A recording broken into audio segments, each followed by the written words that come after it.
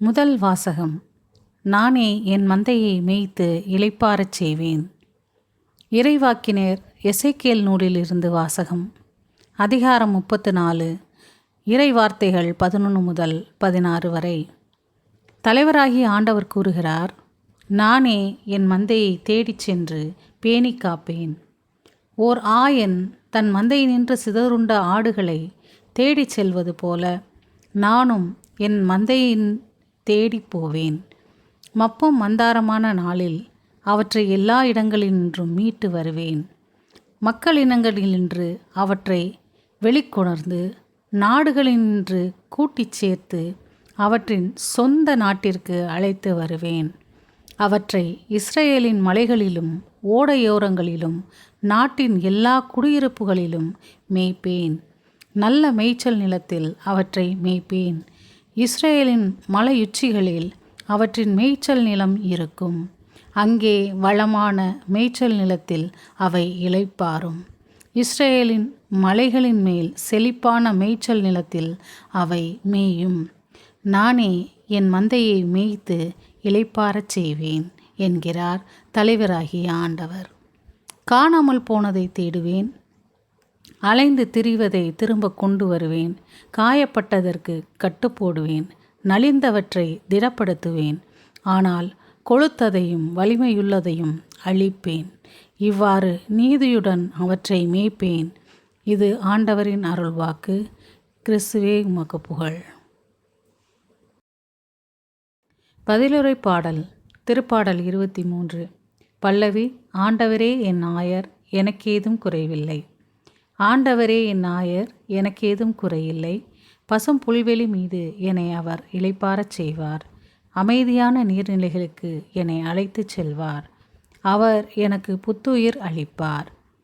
ஆண்டவரே என் ஆயர், எனக்கேதும் குறையில்லை. தம் பெயர்க்கேற்ப என்னை நீதி வழி நடத்திடுவார். மேலும் சாவின் இருள் சூழ் பள்ளத்தாக்கில் நான் நடக்க நேர்ந்தாலும் நீர் என்னோடு இருப்பதால் எத்தீங்கிற்கும் அஞ்சிரேன். உம் கோலும் நெடுங்கழியும் என்னை தேற்றும். பல்லவி. ஆண்டவரே என் ஆயர், எனக்கேதும் குறையில்லை. என்னுடைய எதிரிகளின் கண்முன்னே எனக்கொரு விருந்தினை ஏற்பாடு செய்கின்றீர். என் தலையில் நறுமண தைலம் பூசுகின்றீர். எனது பாத்திரம் நிரம்பி வழிகின்றது. பல்லவி. ஆண்டவரே என் ஆயர், எனக்கேதும் குறையில்லை. உண்மையாகவே என் வாழ்நாள் எல்லாம் உம் அருள் நலமும் பேரன்பும் என்னை புடைசூழ்ந்து வரும். நானும் ஆண்டவரின் இல்லத்தில் நெடுநாள் வாழ்ந்திருப்பேன். பல்லவி. ஆண்டவரே என் ஆயர், எனக்கேதும் குறையில்லை. இரண்டாம் வாசகம். கடவுள் நம்மீது கொண்டுள்ள தம் அன்பை எடுத்து காட்டியுள்ளார். திருத்தூதர் பவுல் உரோமையருக்கு எழுதிய திருமுகத்திலிருந்து வாசகம். அதிகாரம் 5. இறை வார்த்தைகள் 5 முதல் 11 வரை. சகோதர சகோதரிகளே, நாம் பெற்றுள்ள தூய ஆவியின் வழியாய் கடவுளின் அன்பு நம் உள்ளங்களில் பொழியப்பட்டுள்ளது. நாம் இறைப்பற்று இன்றி வலுவற்ற இருந்தபோதே குறித்த காலம் வந்ததும் கிறிஸ்து நமக்காக தம் உயிரை கொடுத்தார். நேர்மையாளருக்காக ஒருவர் தம் உயிரை கொடுத்தலே அரிது. ஒருவேளை நல்லவர் ஒருவருக்காக யாரேனும் தம் உயிரை கொடுக்க துணியலாம். ஆனால் நாம் பாவிகளாய் இருந்தபோதே கிறிஸ்து நமக்காக தம் உயிரை கொடுத்தார். இவ்வாறு கடவுள் நம் மீது கொண்டுள்ள தம் அன்பை எடுத்து காட்டியுள்ளார். ஆகையால் இப்போது நாம் கிறிஸ்துவின் இரத்தத்தினால் கடவுளுக்கு ஏற்புடையவர்களாகி அவர் வழியாக தண்டனையிலிருந்து தப்பி மீட்பு பெறுவோம் என மிக உறுதியாய் நம்பலாம் அன்றோ? நாம் கடவுளுக்கு பகைவர்களாய் இருந்தும் அவருடைய மகன் நமக்காக உயிரை கொடுத்ததால் கடவுளோடு ஒப்புரவாக்கப்பட்டுள்ளோம். அப்படியானால் ஒப்புரவாக்கப்பட்டுள்ள நாம் வாழும் அவர் மகன் வழியாகவே மீட்கப்படுவோம் என மிக உறுதியாய் நம்பலாம் அன்றோ?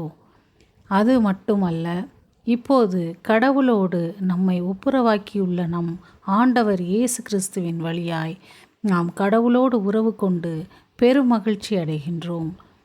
மகிழ்ச்சியை நமக்கு தருபவர் கடவுளே. இது ஆண்டவரின் அருள்வாக்கு. இறைவா உமக்கு நன்றி. நற்செய்தி வாசகம். என்னோடு மகிழுங்கள், காணாமற் போன ஆட்டை கண்டுபிடித்து விட்டேன். லூக்கா எழுதிய தூய நற்செய்தியிலிருந்து வாசகம். அதிகாரம் 15, இறை வார்த்தைகள் 3 முதல் 7 வரை.